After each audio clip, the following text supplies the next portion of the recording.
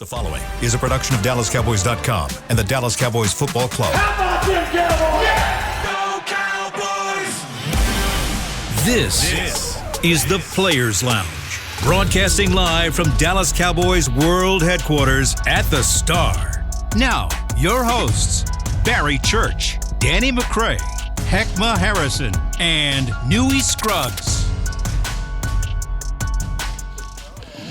It's the first of the month, and it's the Players Lounge, sponsored by Tostitos, the official chip and dip of the Dallas Cowboys. You are now rocking with the best. I'm Heckma Harrison, and I got the players in the studio today. Sir. My man D-Mac and Barry Church is in here.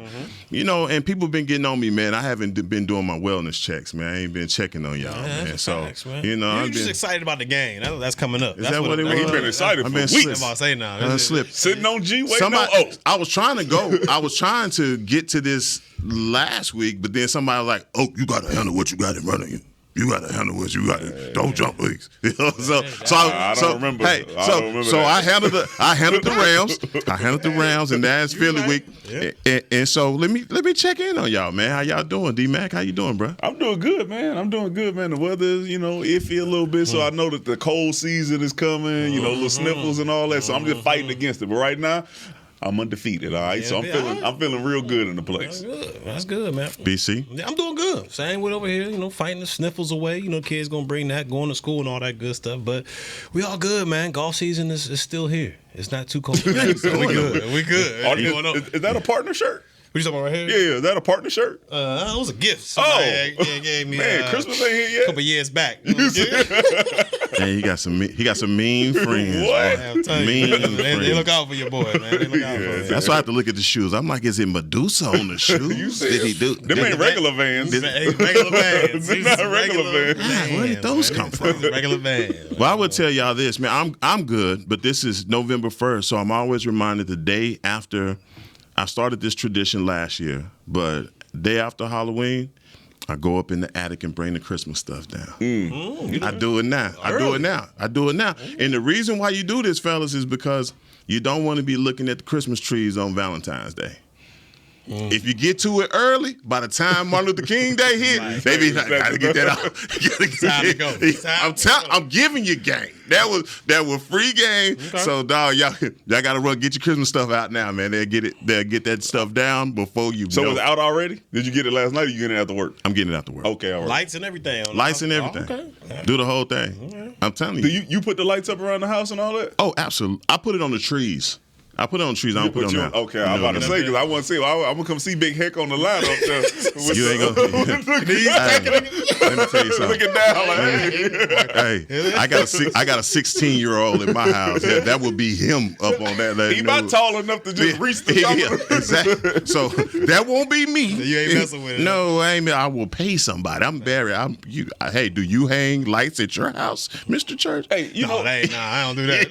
This man just said he threw a little fertilizer on the grass a little bit. He just walked out. Too. But he was lying because he did his hand like that. First, you got to do it like this, with the bag. But it's growing. It's growing. Dude, they got a whole machine. You could put the fertilizer in anything, and then I ain't you got push money for all that. I ain't got money for all that. That's the only thing you get at Lowe's. I ain't got money for all that. What you mean? It's like $2. He saw somebody do it on TV. Justin Herbert in the commercial. Yeah. With 34,000 in his account. Yeah, right. Hey, listen, before we get started, bro, I just had a thought. I just want to get this off my chest, okay? Go ahead. Because sometimes fans be driving me crazy. Go ahead. Okay? I don't even play anymore, so I am a fan.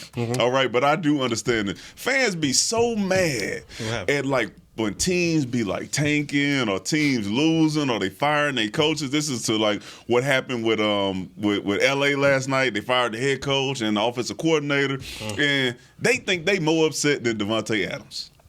Vegas. You're talking about Vegas? Fans. They're the fans. It's Vegas. You said LA. I'm sorry. Fans be thinking that they are more involved and more upset when stuff like that be happening. I'm like, so you mad that they losing? This man got probably 8 years of a career, all right? And 3 or 4 of them now are going to be wasted because they don't know where they going with the direction of the team. And the fans be out there like they more upset than the player. I be like, come on, dog. Come on, man. See it another way. I know you mad, but this man right here, this the end of his career. He trying to figure out how to get out of there so he can be on the team that has a chance of winning. He want a ring. And now you looking at, you got an interim head coach. Yeah. Okay. You don't have the opportunity to have a big time quarterback. It ain't happening.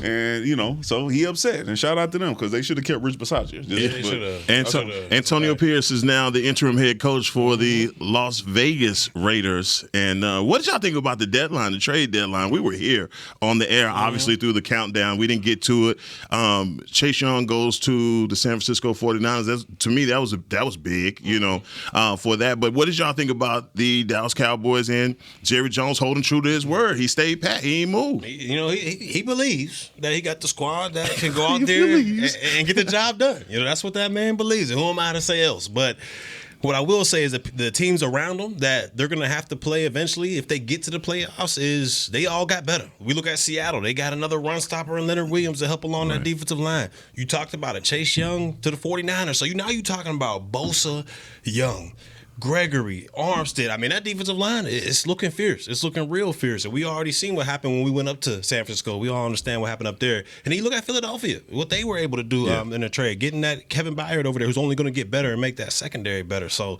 you look at it, man, Jerry believes it. He got the squad, but everybody around him's gotten better. So only time will tell. We'll see what happens. I'm not going to lead the witness in my question. Go ahead.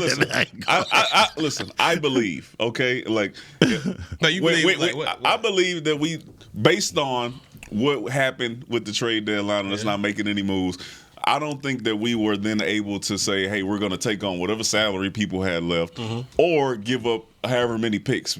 Right? We made our trades during the offseason. We got players. How we felt when we came into the season when we said, okay, we got Stephon Gilmore. Right. All right. We went and got Brandon Cooks. We looked at Tony Pollard, right? Last year when Zeke was here, we were like, hey, you know what? Let's see what Tony Pollard got when he can get all the snaps. All right.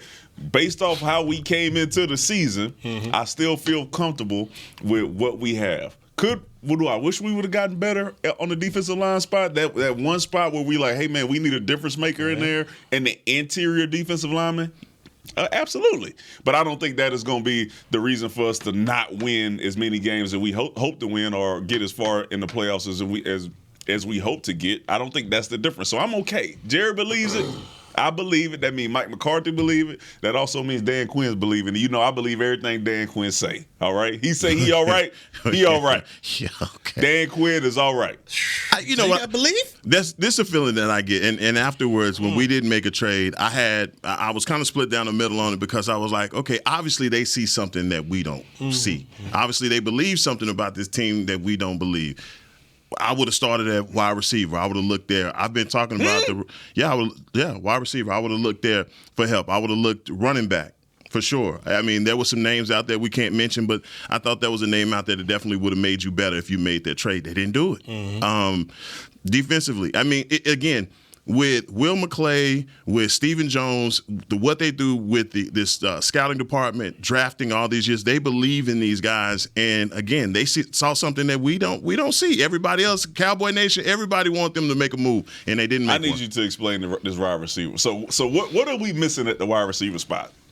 I just hadn't seen the full. We've gotten it for the last couple of games. Yeah, but that's the offense. The offense as a whole, though. Now, like I think we've seen a shift in what the offense can be or will be now. Now that you realize, hey, I did go get Brandon Cooks. Maybe we should throw the ball a little bit more, or we should stretch the field a little bit more. But now, based off the last 2 games, because that's where we've been, for the first couple shows of like, hey, based off how we look now, the transition, and then coming out of the bye week, how this offense looks now, is this the offense that we need to then get us to where we want to be? I'm saying if it plays like that, receiver for me is not a position that I would go trade for based off of those last 2 games, not the ones prior to that. And so, Danny, this is the biggest game I think that you're really going to be able to see the largest impact of Brandon Cooks, because I don't believe that Philly is going to – they may stay man-to-man with CD like they did in years past, but I think Dak is showing that they're going to use him the same way that they're using A.J. Brown. They are force-feeding A.J. Brown the ball.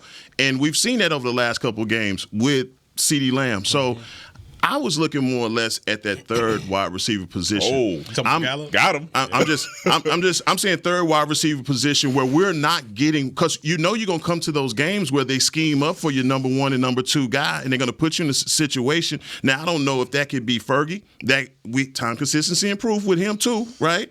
But we need another playmaker, and I just haven't seen it. I haven't gotten it from Tolbert, and I thought maybe if there was an opportunity. But again, you see something I don't see. So Gallup, no. No. They believe in Gallup. So if the belief system is there in Gallup and they believe in Tolbert, then I'm going with that because this is it. Okay.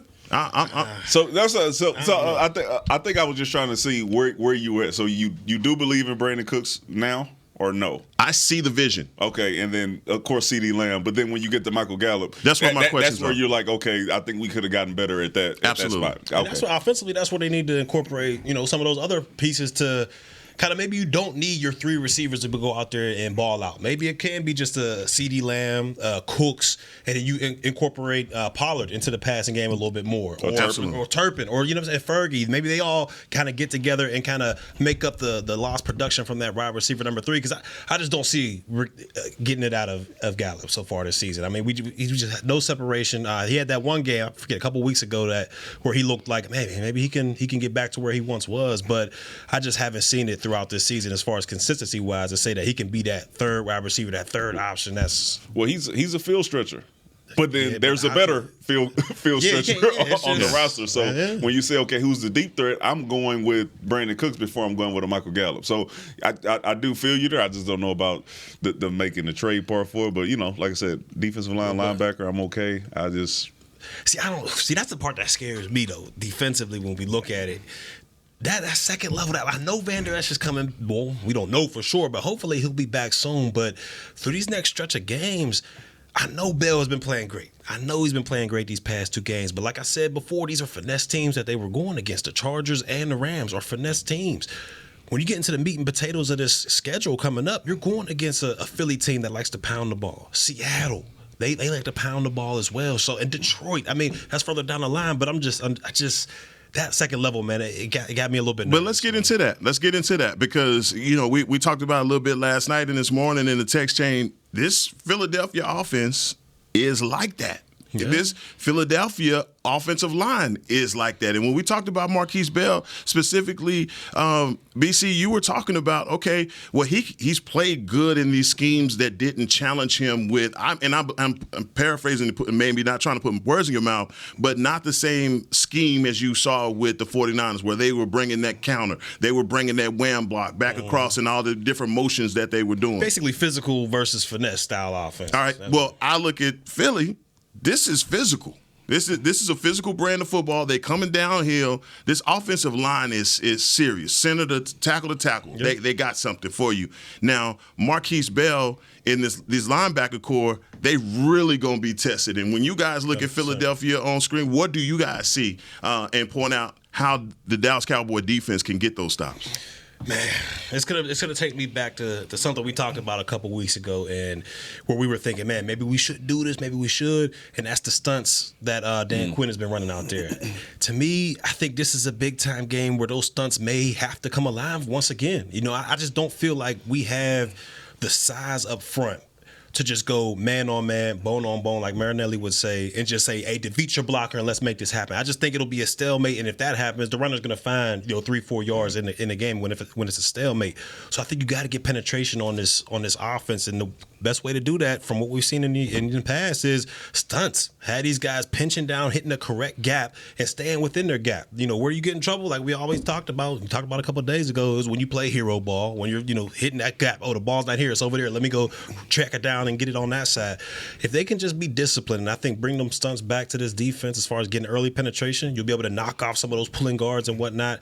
I think they'll have success, but overall, man, it's going to be a tough matchup. Yeah, listen, the stunts, like they can be so helpful. Yeah. But then they can hurt you so much, right? And like we saw in the San Francisco game, for those who don't know, okay, when you stun and you're starting outside, then you may be stunned down into the inside gap. Okay, what happens when you play teams like San Francisco, possibly Philly, when they do a lot of pulling guards and the wham blocks? Now that A gap that you were stunned into has moved to the opposite side of the center. And if you don't have a vet there or somebody who has that feel and instinct for the game to where they can see it, now all of a sudden you are out of your gap and you don't even know it, right? So I guess when you get into it, if you're going to do those stunts, then it has to be done at practice. But then you have to use the right personnel, right? Like D-Law is a person where I would trust him to say, all right, he can redirect and be able to read the offense well enough to say this is where I need to be at. But those stunts are they just scare me because of how it looked against San Francisco. So you're saying like in a stunning situation, being disciplined because you may leave a void Absolutely. or a hole, and that'll make it easy for or shorten the corner, or shorten the corner. All of a sudden you get washed down like we did against San Fran. Everything is against San Fran, but you get washed down like they get against San Fran,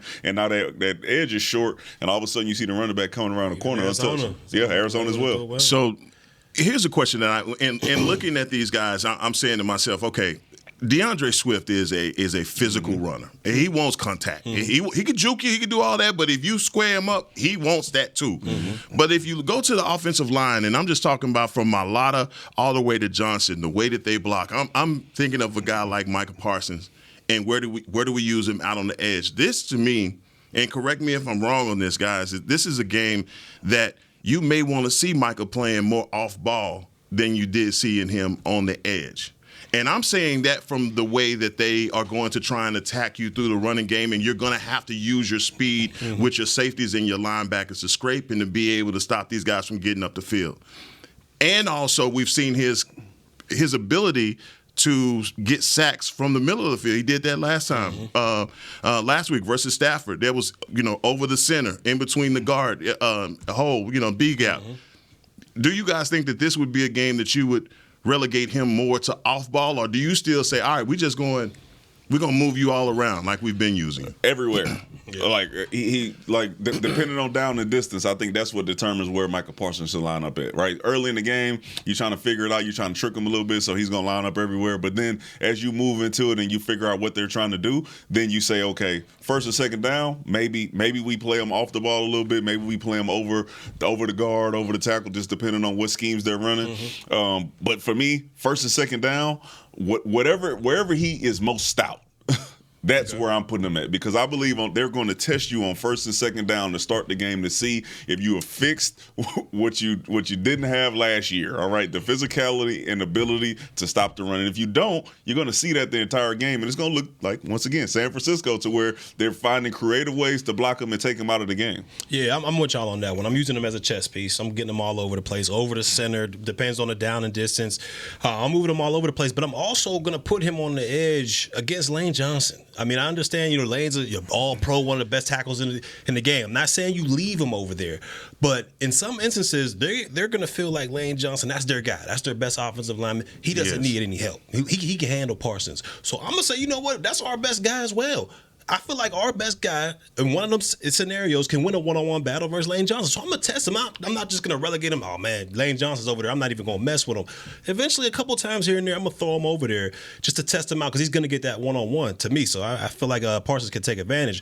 But let me ask y'all this question. When it comes to Philadelphia's offense, if you're Dan Quinn, are you saying as a defense we got to keep everything in front of us, knowing that they have such explosive weapons on the outside, and with Goddard as well? Are you saying let's keep everything in front of us and maybe have those safeties play back a little bit? Or are you saying we got to stop this run first and foremost? Let's take one of them safeties and bring them down into the box. It might leave our secondary shy on the outside with those two demons on our receiver, but we're going to stop that run. How would you approach that if you were Dan Quinn going against his offense? I mean, it truly is a pick your poison game, because A.J. Brown, and we got into it a little bit about the Miami Dolphins wide receiver who was the best in the business, but he is rivaling that. because at 6'2", 226, dog, he's a matchup nightmare. And the way that these DBs are playing him, you give him any cushion, he's going to eat that cushion. Devontae Smith, he's a speedster. He can go those crossing routes, do all those things. But for me, Dallas Goedert is another key piece that nobody talks about him.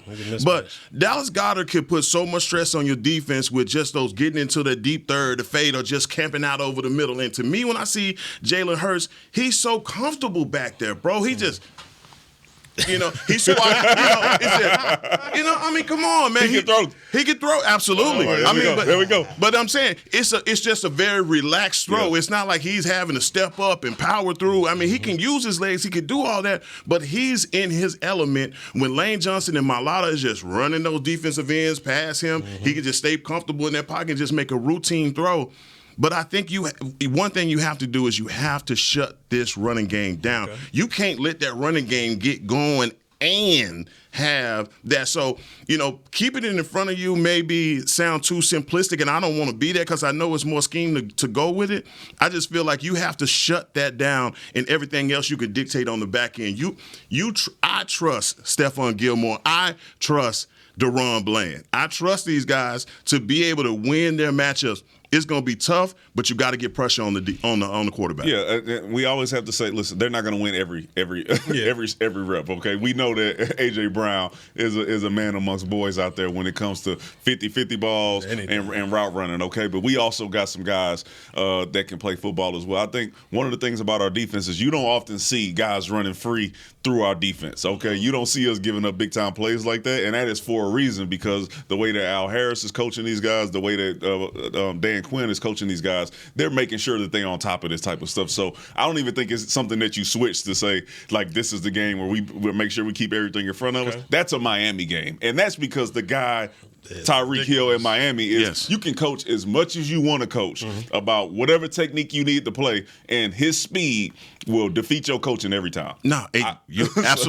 Absolutely correct. He is a matchup problem, but to me, I just feel like you go back to when you guys played, which wasn't long ago. Y'all could play a little dude like that more physical. The league has changed. The league has changed now where you can't even touch him. You got to give him a free release. But as far as A.J. Brown is concerned, he could have played in y'all day. I mean, he's a version of Debo Samuel. He's like Friday After Next, Big Debo, Little Debo. You know what I'm saying? He's the bigger version of Debo in the way that they use him.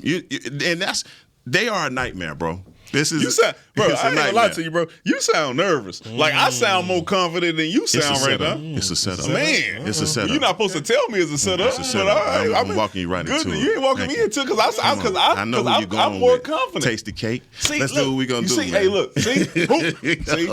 See? It's me, huh? It's me. I'm the guy. You're the guy. He said it. Hey, we on the road. We on the road already, man. We're gonna take our first break, but when we come back, we're gonna talk about these one-on-one matchups, man. We got some pretty tasty. Well, we got some pretty good. Whoa. We're gonna take a break. We'll be right back. I'm Dak Prescott, quarterback of the Dallas Cowboys. And they snap it to Prescott, who looks right. It's not there. He escapes left. He'll run for a first down. Just like football, when it comes to crypto, it's important to have a team you can trust. With blockchain.com, I know I'm in good hands. Since 2011, they've been trusted by millions around the world to buy, sell, and trade cryptocurrency. Prescott's going to run this himself. Run it up the middle, and he scores. Whether you're new to crypto or an active trader, they've got you covered.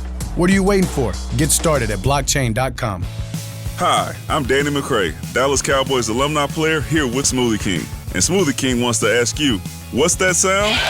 That's the sound of you and everyone else absolutely loving new smoothie bowls from Smoothie King. And woo, me too. These smoothie bowls start with acai and pitaya and are handcrafted with fresh toppings like sliced bananas, sweet berries, crunchy Purely Elizabeth granola, and a savory peanut butter drizzle. New smoothie bowls, only at Smoothie King, the official smoothie of the Dallas Cowboys. To kick off the 2023 NFL season, Hugo Boss teamed up with the NFL and Micah Parsons to launch an iconic apparel collection featuring hoodies, crews, t-shirts, polos, joggers, and more. The bold, unique apparel of the Boss NFL collection unites football and fashion while reflecting what it truly means to be a boss. Get yours today at nflshop.com/HugoBoss, at HugoBoss.com, and at Boss Retail Stores.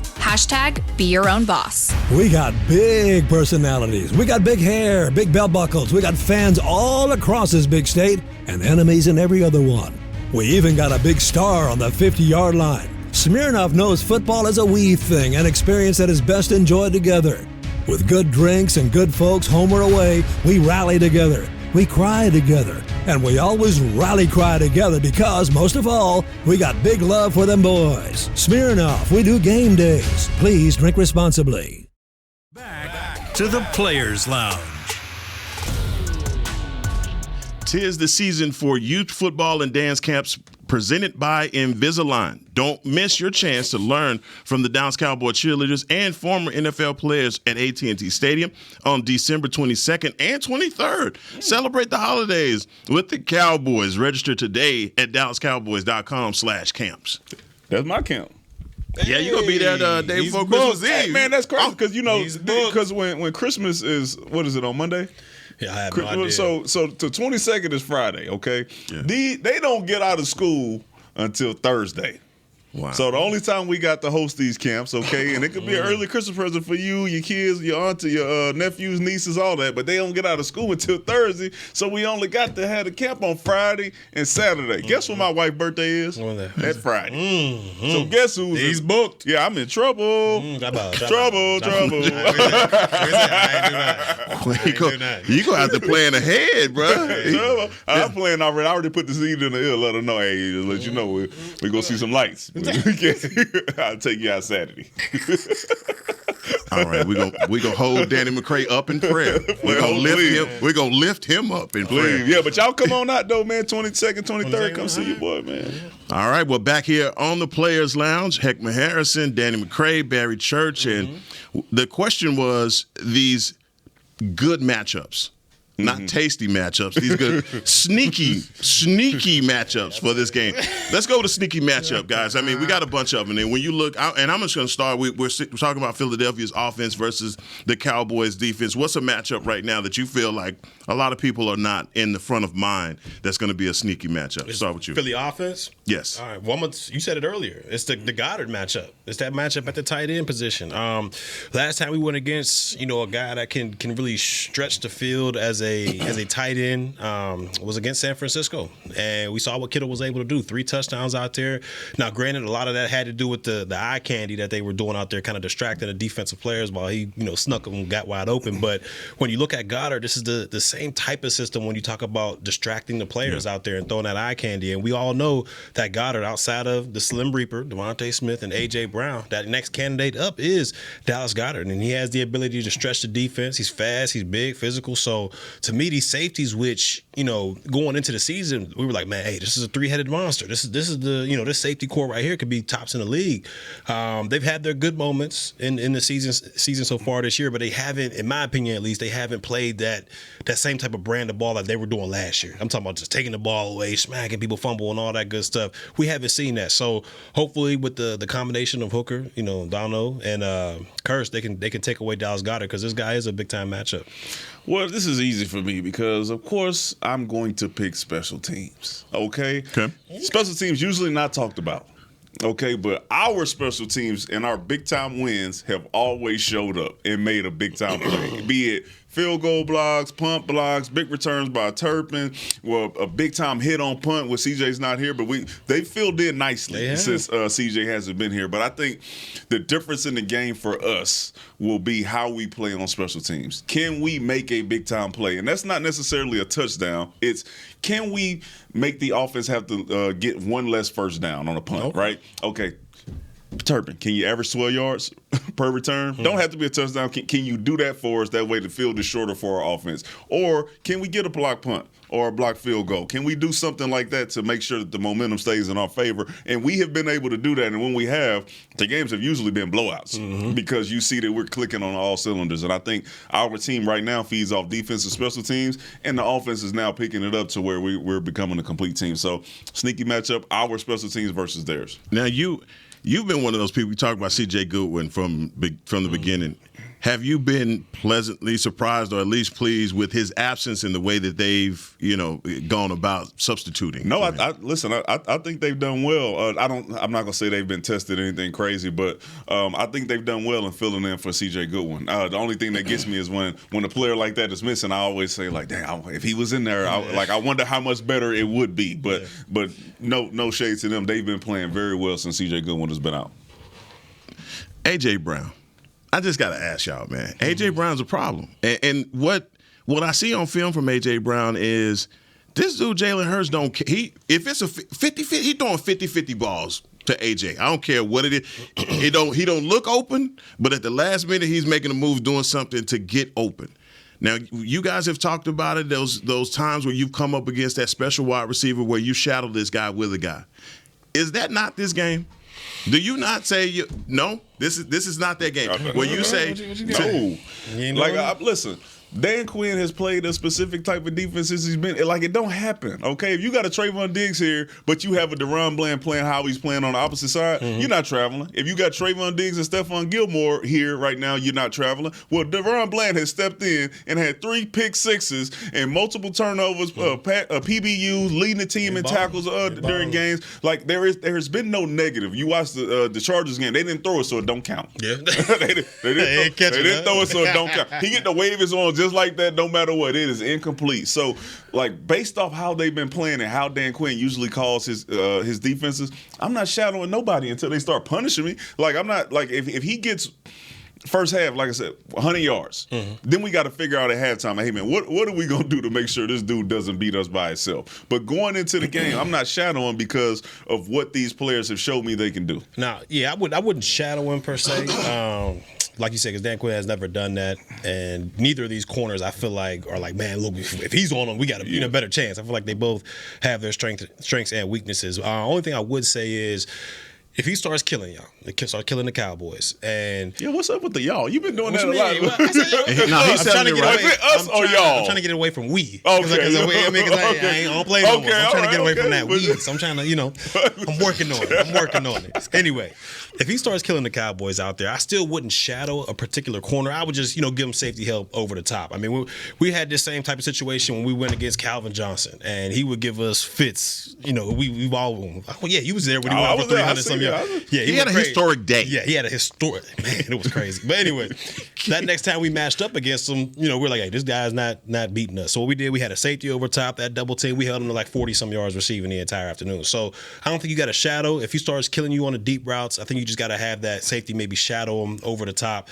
And if that's the case, then you don't really need him in the run game anyways if he's killing y'all that much in the pass. So I'm going to put the safety over top of him if he starts getting ridiculous out there. All right, well, let's shift gears. Whoa, so you shadowing? I don't even wait. I got who time. Who you shadowing him with? I'm going with the former defensive player of the year. Oh. That's what we got him for. I rip him out the plastic. We got come on, dog. You gotta go. Look, why are we gonna wait to see this man do what we had already seen him do? He been doing it this whole time. Do we think Sunday he gonna turn into something different for us? We just watched the Rams and we seen what Puka was doing. We know that Cooper Kupp is a Triple Crown guy. We played him man up. You have another guy that's okay. Tyreek Hill is on the cusp of Triple Crown. All right, his numbers are insane. A.J. Brown is right there. It's like it's 1A, 1B, and it's really close when I'm talking about what these guys are able to do from a talent perspective. If you trust, that's why I asked the question.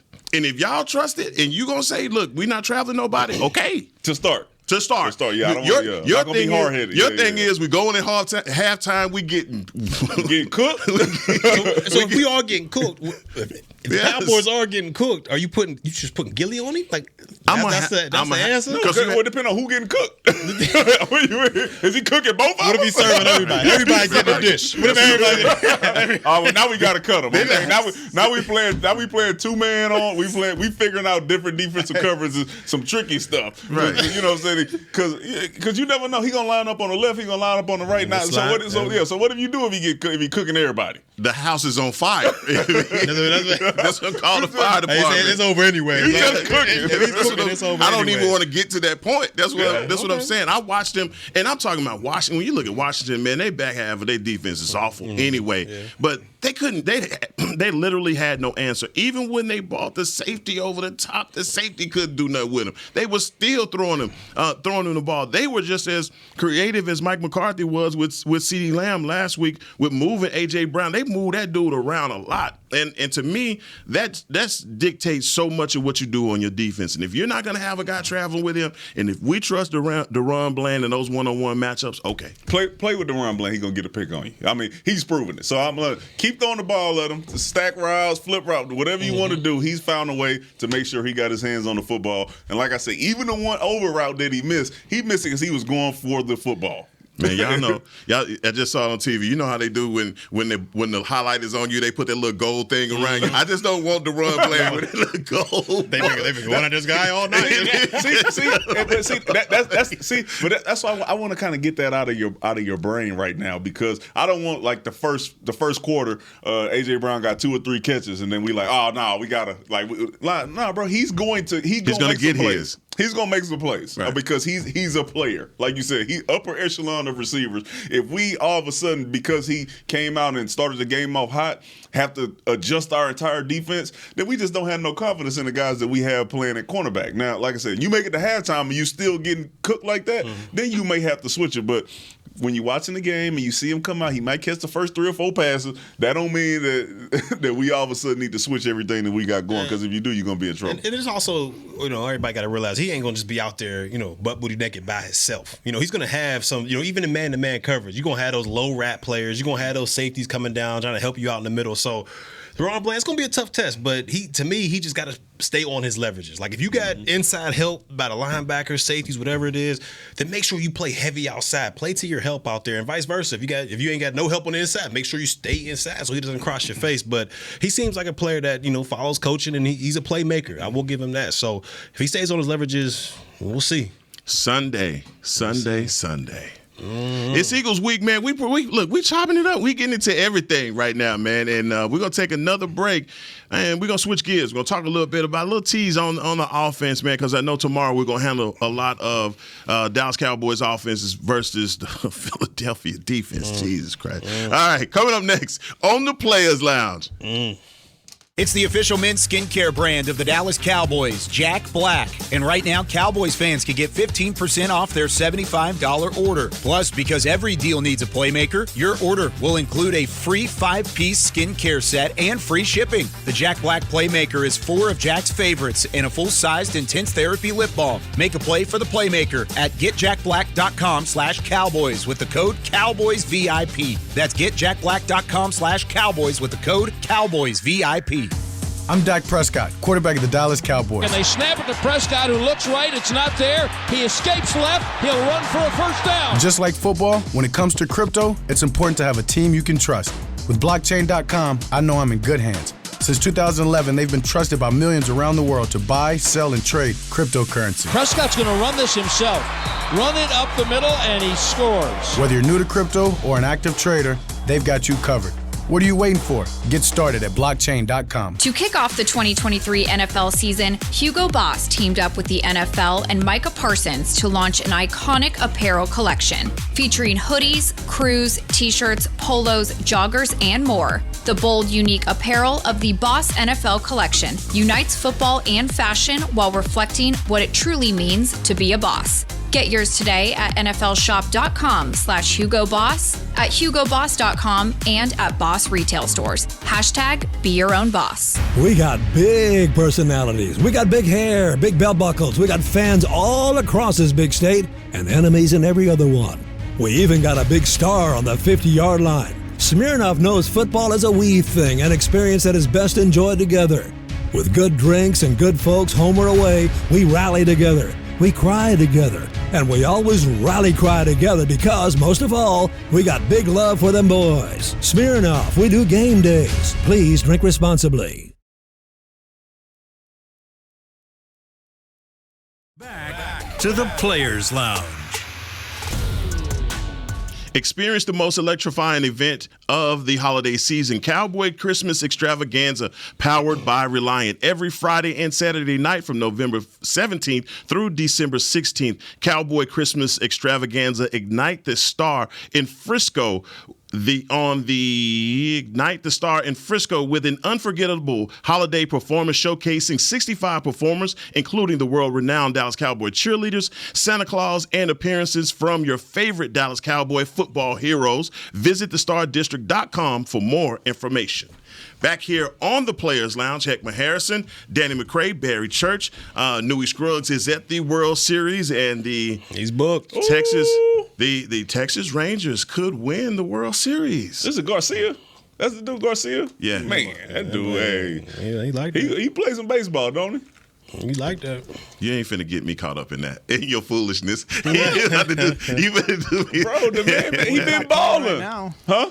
He's not playing anymore. Oh, I'm saying he was balling. See, that was a catch. He was trying to catch me. He tried to walk me into that. I don't know about nothing. You see that? That's what your man just tried to do.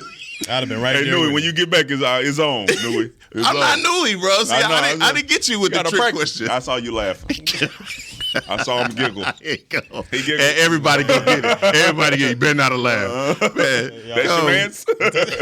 So, the World Series is going on. Hey, man, y'all can celebrate with us. I know you're from H-Town, but you can celebrate with the Rangers, Texas, man. I'm from Texas. I'm not a baseball fan, so it didn't hurt me when the Astros lost. It would just been, that much sweeter if they won. But I'm from Texas, baby. Ain't nothing. It's all Texas. Yeah. What about you? How you feeling about it? You don't I ain't got a dog in this fight, man. It's just his ID still say Pittsburgh. You said what? His ID still say Pittsburgh. Hey.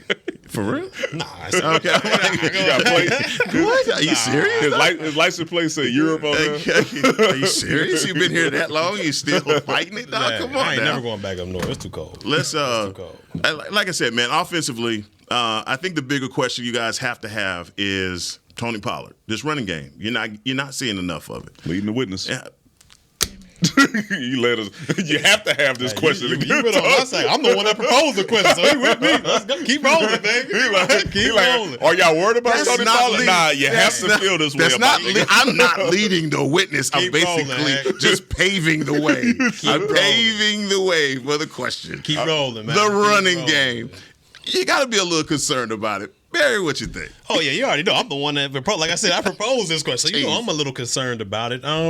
Look, when we look at this, I know we talked about it yesterday about how this offense is evolving, and they're turning more towards Dak Prescott throwing the football instead of handing the football off like we all thought going into the season.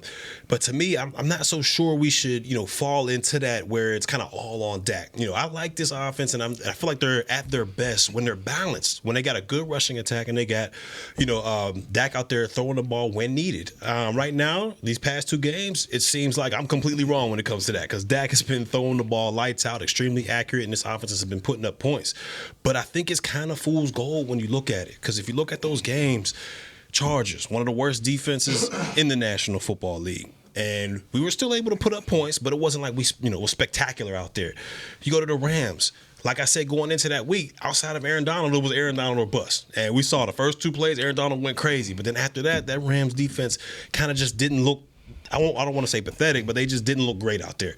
And this offense was able to pick them apart.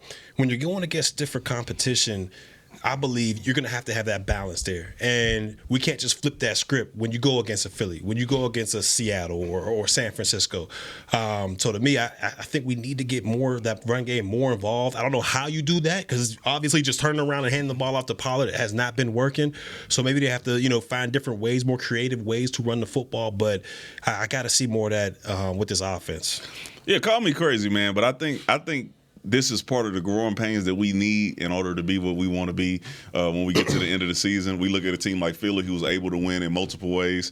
I wouldn't consider us a team that's able to win in multiple ways, but coming out of the bye week, we've seen us be able to win defensively. Right. We've seen us be able to then play to the defense by running the football and being successful at it. Now we've seen Dak Prescott be able to say, I'm going to put the game on my back and I'm going to and I can throw us to a win. For whatever happened last week, Tony Pollard was 12 for 50 plus, average 4 yards a carry. That was a blowout. I think that if you continue to play the way that you're playing, make sure you get CD Brandon Cooks involved, and then hit Tony Pollard with 16, 18 carries, averaging 4 per, I'm okay with that because then you also have Dak Prescott who's now using his legs. And I think for our running game, Dak Prescott is a huge part of our running game moving forward. He needs to be. And if not, then it's going to be just turning around, handing to Tony Pollard and then running to a brick wall. And that also plays into the fact that our O-line has been shuffled, and we haven't really had a consistent O-line yet. But once we start getting that little cohesion there, I think we'll be okay. But I'm actually comfortable with Dak Prescott playing the way that he played.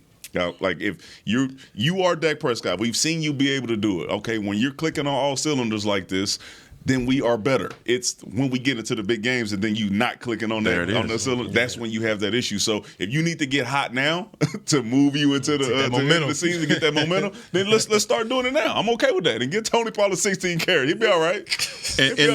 And I think Dak got the memo about using his legs because you see it a lot more when things were breaking. The play was breaking down. What was Ford doing? He was dancing to the outside. He wasn't just thinking, "Hey, I'm gonna take this sack and live." He was like, "Nah, I need to get out. I'm gonna create." Even on that in the red zone where he threw the ball to CeeDee Lamb, it was him creating with his legs, getting out, and then throwing the ball. The thing that for me, guys, as you pointed out, I'm just piggybacking off of this.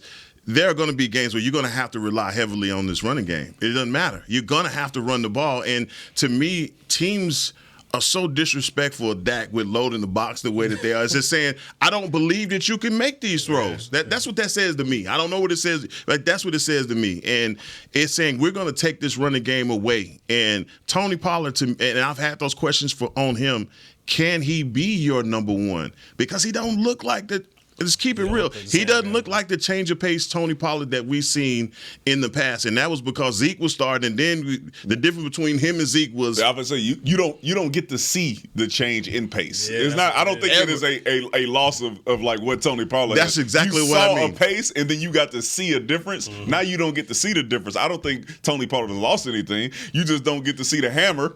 You are, and as a defender, that throws you off. Like when you used to go in there, Zeke gonna hit this hole, and he gonna run into a brick wall no matter what. You good. And then you see Tony Pollard, you get that same approach. You're like, oh, this man done shook me out of my shoes and took off. Like, it's tough as a defender when you get that change of pace. And there's also the protection component to it.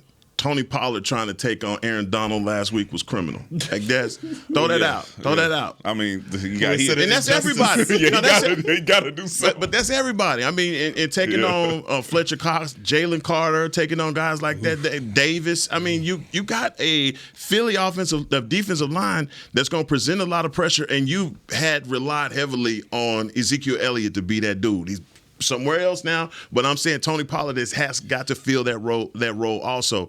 But you are talking about Dak, and you're basically saying right now, I'm going to decode this. Okay.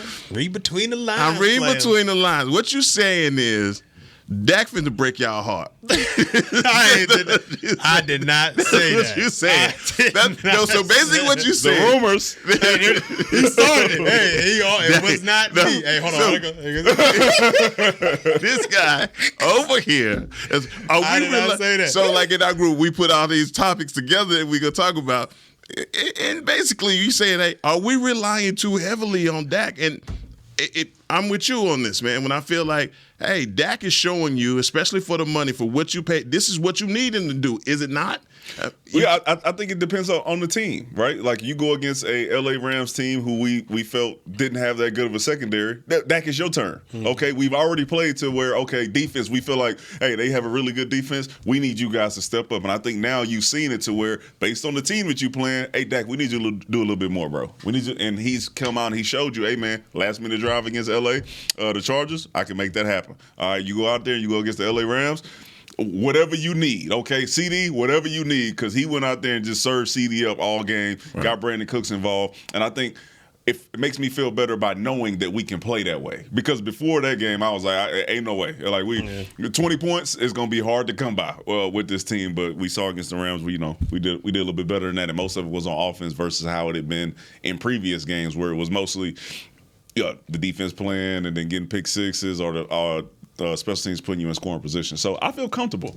I don't want to put it all on Dak, though. It just makes me a little nervous because right now it kind of looks like, and not that Kansas City is playing this way right now because their offense ain't really clicking. But when you look at Kansas City, their philosophy is, hey, Mahomes, go out there and do what you got to do. We'll sprinkle some running here, but Mahomes, do what you got to do. I feel like that same type of philosophy is boiling over here where it's like, hey, Dak, go do what you got to do. We'll sprinkle, Tony in here. We'll sprinkle Rico Dowell in here. Go win us a game, Dak. And it's working right now. But when you go against those, upper echelon teams, I think you're going to have to need a little bit more balance, and it's going to be tough to just kind of switch that offensive philosophy back around to running the ball. So I just like to have more balance in there. That's all I'm saying. We're going to tease that for tomorrow, man. We're going Cowboys offense versus Philly defense, and it's Philly week. I can't wait. I can't wait for Friday. He sounds so nervous, y'all. Nah, man. No. Are we even going to get that? I know. He got a little sweat coming up his brow. Setting it up. I'm setting it up. Have I said anything bad about your other boys? I have not. I don't know. All I've said, I've presented the facts. On Friday, that's when we're going to figure out who got who and on what, and what we putting up. Is it going to be some tasty cakes up in here? Because Monday, somebody going to be upset. You got to look at him. What you talking about? What you talking about? What you talking about? Who knows? It was him and Newell that bought the tasty cakes and blamed it on you. Talking about orange. Ain't that something? Dewey Scruggs. Ain't that something? But tomorrow on the Players Lounge, we're going to talk Cowboys offense versus Philly defense. Man, y'all come back and rock with us at 2 o'clock. This is the Players Lounge. This has been a production of DallasCowboys.com and the Dallas Cowboys Football Club. How about this, Cowboys?